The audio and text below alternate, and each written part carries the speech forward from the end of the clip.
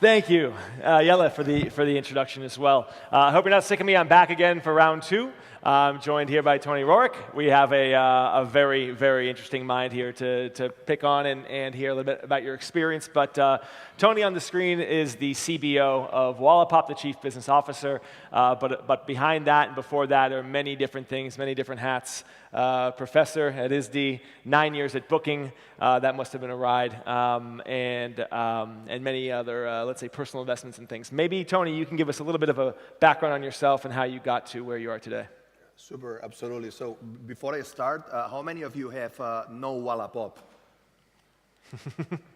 Okay, that's a good start. So how many of you don't? That's the other one that we should work on, probably. Okay, we're gonna make sure that it doesn't happen by the end of the session. So my name is Toni. I started working long time ago, actually, a bit of venture capital, and then I moved to one group that is not known outside of Spain that is called Grupo Intercom, where we found it by VIP and we sold it to Amazon, and we found it Niumba, and we sold it to TripAdvisor, and we found it InfoJobs, that then later we sold to Shipstead. So it was basically what later came to be the first incubator in Spain, which is a model that was not even called an incubator back then. But anyway, so it was basically a bunch of startup geeks. We were just in a small place, like 6 of us at the start, 1,000 of us at the very end, and every time that one of those companies end up being 20 people, you just kick them out of the office, you go and you do it yourself, and some of those companies boom. Until 2009. And then there was that little startup called Bookings.com. They came and they asked me to manage Spain, which were only 6 people. And then we make it grow to 200 people, and then they kicked me out to Amsterdam, and from there, still from Booking.com, I took marketing, what we call quantitative marketing, that was across all EMEA. That's from Pakistan to Iceland to South Africa and everything in the middle. Then I moved to product, so it was innovation, and finally, since April, I'm running the business for Wallapop, which at the end, you're all gonna know what it is. Yeah. Okay, let's go back to Booking, the early days, or especially when you joined in marketing. What were some of the technologies you were using for user acquisition? Yeah. So basically, Booking.com was that company that was the loser. And it was a loser because it was a company that was making less profit than anyone else. And that was a problem because we couldn't make television because it was too expensive for us. And what we did is basically we just said we're gonna go really lean. Again, lean was not even part of the wording that we were using back then. We're gonna go really poor, and we're gonna partner with those guys from Google, and we're gonna start acquiring traffic from them. So Google was a really tiny startup back then, and so was Booking.com, and we said because we are poor, or poorer than anyone else, we're gonna make sure that we just can acquire users cheaper by converting better. So we had to start working on 2 ends. One, making sure that the conversion was the best out of class, and second, making sure that you can scale the technologies and the underlying technologies to make sure you can buy cheaper users really cheap, and which seems really uncool, but it is what we were doing. So basically, making sure that you can invest really billions in Google to make sure that you do it at a profit, rather than going on television and because it was for the rich guys out there. Still, that's the way that Booking.com perceives itself. So what were some of the metrics you were using to track and reduce that cost of acquisition? Basically, what we did is for any Dutch in the room, by any chance? Go ahead. So the Dutch is the Netherlands is a country that it's really humble. It's a country that's really about, and they believe, and so they told us that we are the more dumb guys in the world. So we don't know anything on marketing. So we're gonna do one really basic thing, which is for every euro that you put, I want another euro back. Meaning 1, I want 2. So that's ROI of 2. And that's all the marketing strategy and knowledge that we needed to have. So you do whatever you want. I give you 1 euro, you give me 2. Simple. If I give you 1,000, I want 2,000. If I give you 1 million, I want 2 million. If I give you 1 billion, I want 2 billion. It's simple, right? So it's basic math, really basic math. So that's all that we needed to do. So that's all we needed to know. And then what did you do? You scale it up until a point where those unit economics start going negative. So if we put €1 and you bring me €7, we were not clapping our hands. We were saying you are doing it wrong. Why we're not putting €75? So you're in the 150. So you just index a number and you say that's ROI of 2 or ROI of 1 or whatever your venture capitalist is telling you, but you just fix that norm. And that's all the things that we needed to know. And with that, scale it to the moon until you cannot scale it anymore. And then you find the roadblocks.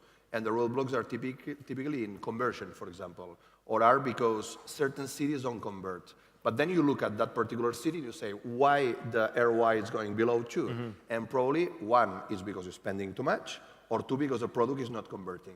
And then if you do a basic MySQL, not many, so you just do that query, you're going to see that you have demand, and you then have supply. You work on supply, and boom, suddenly ROI back at 2. So you keep investing more. Again, Dutch style, low profile, basic things. Okay, so fast forwarding a bit to 2018.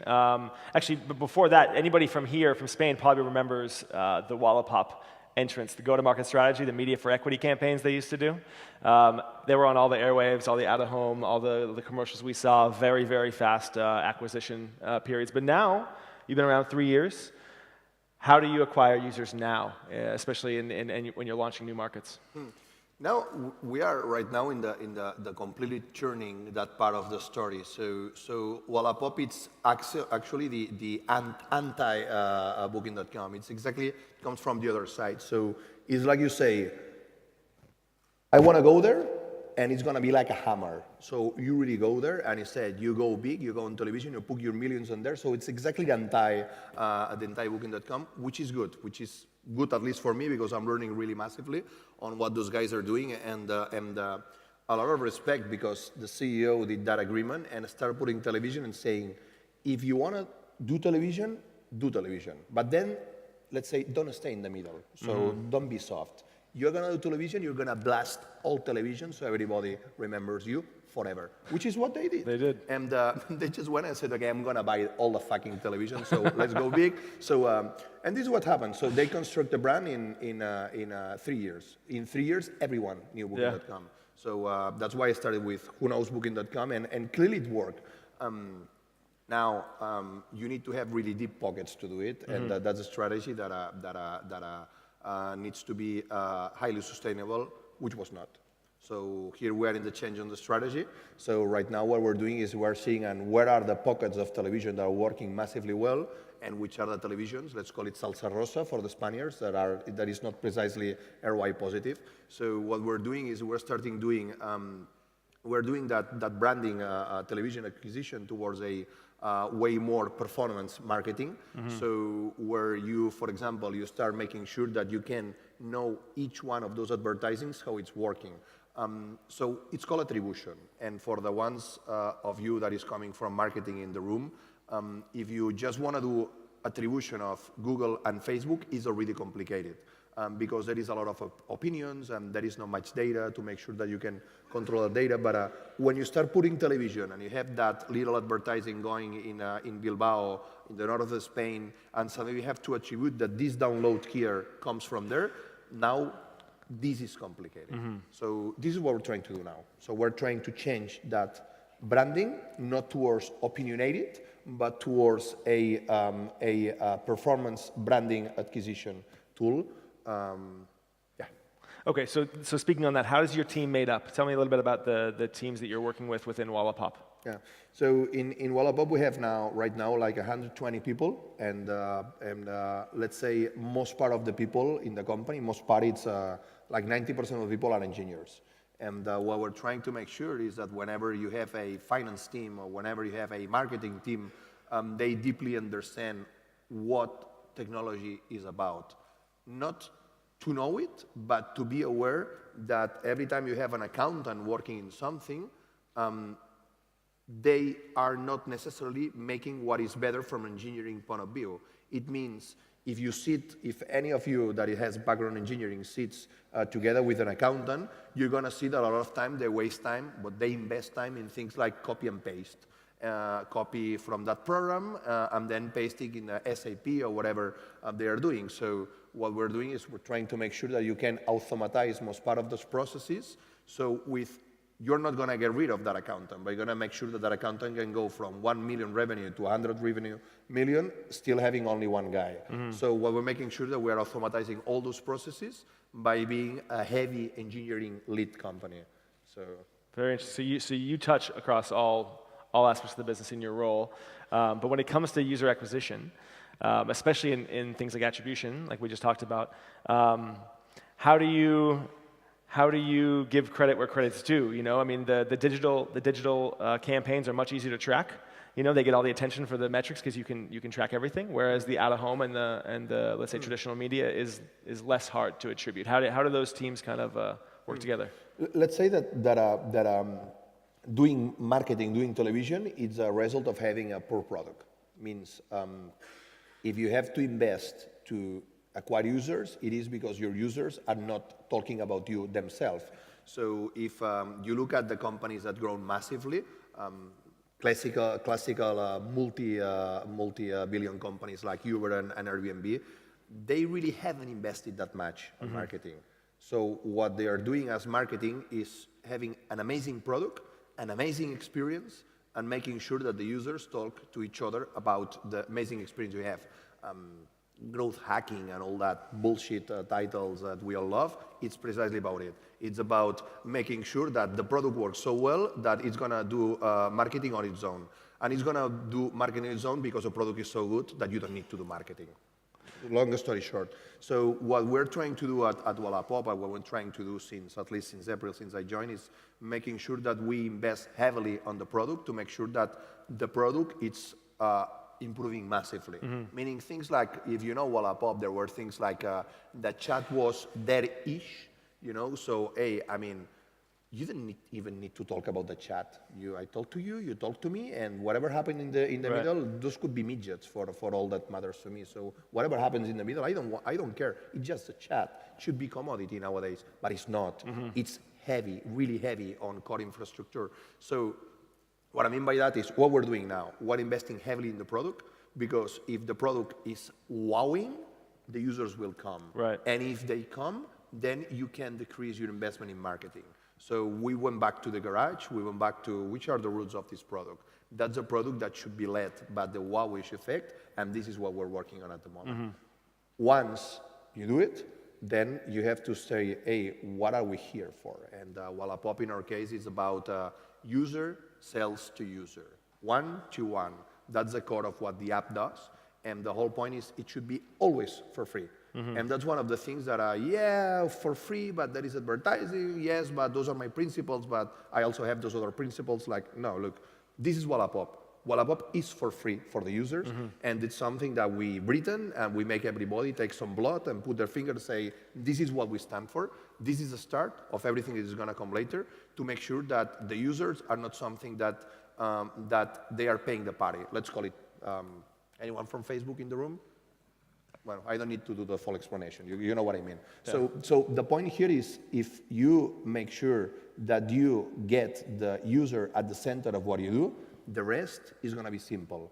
If the product is thinking about the user first, all the rest is going to be simple. And then the marketing, yes, you have to do it, but you have to do it to acquire this pocket of users that you're going to do ignition.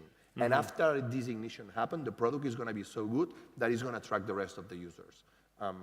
How are you tracking that? Is it a viral coefficient? What are you using to know that yes, this is working? The product we just invested 3 months on a new app improvement, let's say, and the viral coefficient went up. Or what else are you tracking to make sure that the users are sharing it with their friends? So there are basic tools.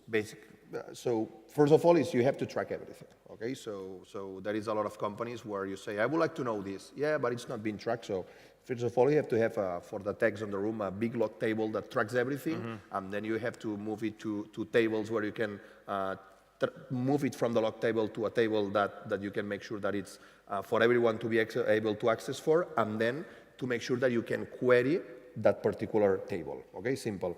With that, you're going to start constructing the cohort. And with those cohorts, you're going to start saying, whenever we opened back then Barcelona, what we saw is that level of repetition. Whereas whenever I am opening Seville, I'm seeing that other level. It's increasing or decreasing. And then you're going to start seeing if you are improving or not. And especially, if it's not going that well, that's okay. If you know why, you can take actions in order to correct it and make sure that the horse matter. But the long response is, short response is, you have to be able to track everything to know that what you're doing is not right. And you have to know that it's not right. And it's okay that it's not right if you know it. Okay, so in the audience, I imagine there's a lot of let's say, early stage startups, people with ideas, MVPs, just launching out. I know you're an investor as well on a personal level. What would you say are some things they can do to build their customer acquisition strategy from scratch? There is always there is that book that for me created a lot of pain in the world that is called MVP, that is talking about putting an MVP out there, and I think it's an impressive book. And the Lean Startup. The Lean Startup, yeah. Indeed. So sorry. So I think it's an impressive book. Now, if you put a half-toasted product out there, MVP, and you can clearly look for signals, it's gonna work. Still, now and then, those little pockets of you put one product and you can clearly fit the signals, every time it's getting more and more complex. And the amount of niche products that you can launch out there, every time is getting more complicated. So nowadays, if you want to do an MVP, you will probably start to invest a bit on machine learning, a bit on chatbots. You will need to start investing in technologies that are not that cheap. Sure, nowadays with Amazon Web Service they're getting cheaper and so on, but it's not that cheap. So whenever you look for an investment to be done, whenever they come with a PowerPoint, that's not going to fly anymore. So in 10 years ago, there were guys coming to us or to me, and I remember that we look at that one and said, okay, who are you? Okay, that's good enough. We're going to invest. Nowadays, you need to prove who are you. That's the most important in a company. And second, you need to have a proof of concept that cannot be half-toasted. So I'm a strong believer in MVPs. Now that MVP has to prove that what you can do later if I give you the investment. And sometimes it's not that clear. So the most important, though, is still the people. Yeah, the team. Who are you? And are you capable to construct that technology that you only have a PowerPoint about?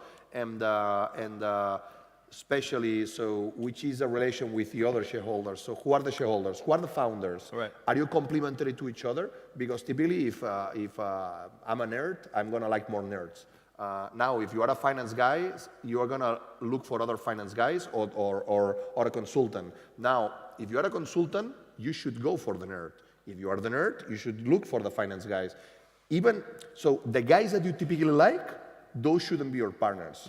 Those should be working with you or for you. You know, so that's the most complicated. So whenever you look for a partner, you have to look for somebody that is different than you. And being different than you is not bad. It's precisely the other side of your orange, let's say. So this is what you typically look for, a good couple of entrepreneurs, and sometimes it's really misunderstood within the community. But no, definitely. So okay, so as an investor, what are you seeing on the market? What trends are happening? What sectors are you excited about? I mean, everything's happened at the moment. That's part of the problem. So I, long time ago, decided to, again, I'm not that smart, so this is my niche, this is what I know, and this is what I'm going to concentrate. So specifically when it comes to marketplaces, supply, demand, and you are right in the middle.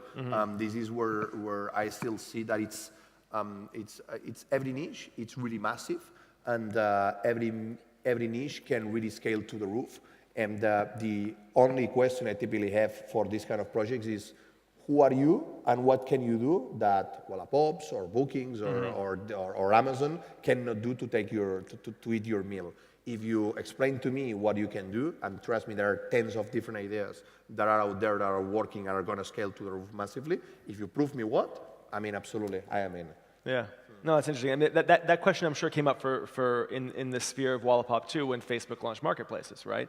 It was kind of like, well, wait, hold on. If we're already in Facebook and we can do the buying and selling right there, where's the value proposition of Wallapop? How did your team handle that launch?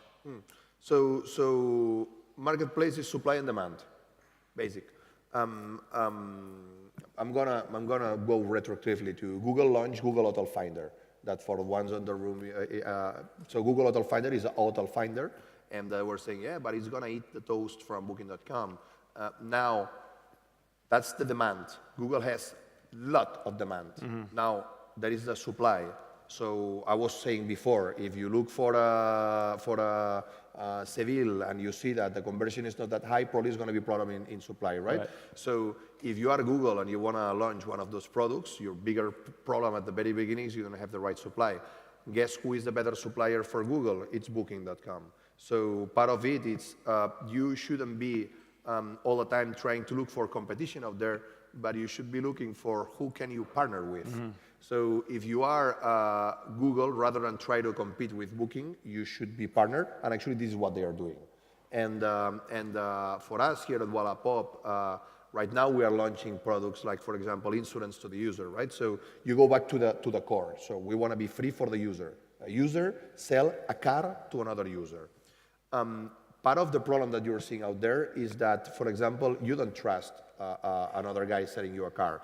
And you don't trust because you don't know if you change your kilometers in the counter, and I'm not sure if you got an accident, you're not telling me. So if I try to make sure that I can remove some of those pains by making sure that I know for a fact what are the kilometers because somebody look at it on the meter, and if I can make sure that I can give an insurance, so for the first year, if there is a problem with the motor, I'm going to cover for it. If you start eliminating those pains, it works. Those doubts, yeah. Now, Wallapop could do it by doing it themselves. So we could set up an insurance company, these kind of things, or we just can look for partners. Yeah. So what do? We look for the right partners. We look for these kind of insurance companies that don't go on old school mode, but they're trying to innovate and see what are the users, and then we partner with them. Same goes for finance. So if you want to buy a car, I mean, sure, there is this guy that goes and says, hey, 30,000 euros, boom. Typically, most part of us, we have to look for a credit. So can we start looking for this kind? So this is what we're doing at the moment. We're trying to look for partners to make sure that Wallapop is in a better shape. Sure, no, absolutely. And I think recently the news was in the last month or two that you've, okay, I think it came out that something like 40 or 45% of all searches on Wallapop were regarding real estate. Is this, and then you launched the actual real estate section of Wallapop. Is this an example of demand driving supply? Yeah. So part of that change that I said since April or since some time ago is like we used to say, this is guys what you want to do. And what happened with Wallapop was that the users start doing things that we were, I mean, hey, but this is not designed for this. Doesn't matter, they were doing it. This is not designed for that. Doesn't matter. That's what they're doing with the app. So there is another really book on Asian culture that says that you can try to compete with the river or you can go with the flow. And what it says is like, hey, if the users want to buy and sell flats, who am I to tell them stop it? So, I mean, but this is what we're doing. So it's like, okay, rather than trying to stop you, what would you like to do? So can you start talking to the users? And the user said, yeah, but Wallapop is impressive, but you are not using square meters. Okay, that it's really good, but the max price that we used to have was 20,000 euros. And obviously it doesn't go that well with the real estate. So can you increase, of course we can. I mean, to increase the number of zeros, it takes like 10 minutes of programming. Well, the guys say 1 week, but that's for another day. But let's say it takes 1 week of programming, right? So there are a lot of things. There are a lot of things that we could do. Just follow the flow. If they are looking for flats, buying and selling, I mean, who am I to stop it? Let's try to. And what we're doing is we're completely changing it, and we're saying, hey, what are the things that the people is doing, and we are putting boundaries towards what they want to do. And you go back to 90-10 or 80-20 Pareto, right? So you have to start doing which are the bigger things you can do, and then start going down. So real estate we just launched. We could launch or not motorbikes. We could launch or not garden tools, or we're gonna start what we call verticalizing the horizontal in the lingo from the market. But we are only gonna do it if the changing and adding the square meters or if doing those modifications is gonna prove that it's gonna increase supply. So if by saying I'm not buying but renting a flat, suddenly the match between the supply and demand is going to be way higher, then we're going to do it. If it's something that, yeah, it's cool, but I have 10 pictures and I would like to have 25, like why? Yeah, because it's cooler. I mean, sorry. Yeah, it's cooler. Yeah. Okay, so in an effort to keep this efficient, I'm getting the blinking light that our time's almost up here. Any closing remarks for the audience here on best practices or tips on customer acquisition?